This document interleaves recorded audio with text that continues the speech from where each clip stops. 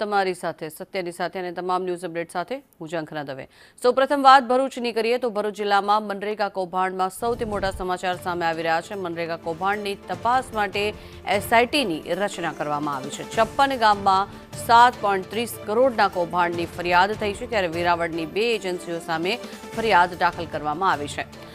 જલારામ અને મુરલીધર એન્ટરપ્રાઇઝ સામે ફરિયાદ દાખલ કરવામાં આવી। કરાર આધારિત આઉટસોર્સ કર્મચારીઓ સામે પણ ફરિયાદ દાખલ કરાઈ છે। જોકે પોલીસ દ્વારા દસ્તાવેજી પુરાવા એકત્ર કરવા કવાયત હાથ ધરવામાં આવી રહી છે। ભરૂચના આમોદ, જંબુસર, હાંસોડ તાલુકામાં ઉચાપત સામે આવી છે। મનરેગા હેઠળ રોડ અને રસ્તાના કામમાં ગેરરીતિ આચરવામાં આવી અને ખોટા બિલ પાસ કરાવી ₹7.30 કરોડની ઠગાઈ કરાઈ છે।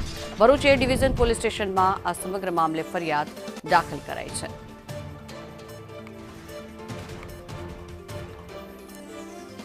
ભરૂચના આમોદ, જંબુસર અને હાંસોડ તાલુકામાં આ ઉચાપત થયેલી નજરે પડી રહી છે। આ ભરૂચના દ્રશ્યો કે જ્યાં રોડ રસ્તા બનાવવાના લઈને કરોડો રૂપિયાની ઉચાપત કરવામાં આવી છે। વધુ માહિતી મેળવીએ, સંવાદદાતા વિરલ રાણા આપણી સાથે જોડાયા છે। વિરલ, જણાવશો જે રીતે આ સમગ્ર કૌભાંડ આચરવામાં આવ્યું છે, શું છે વિગત?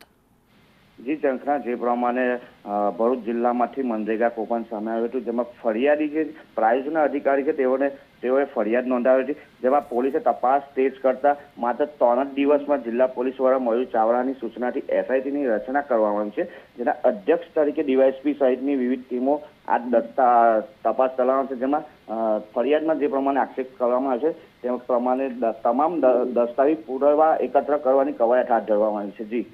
જી આભાર સમગ્ર માહિતી બદલ વિરલ।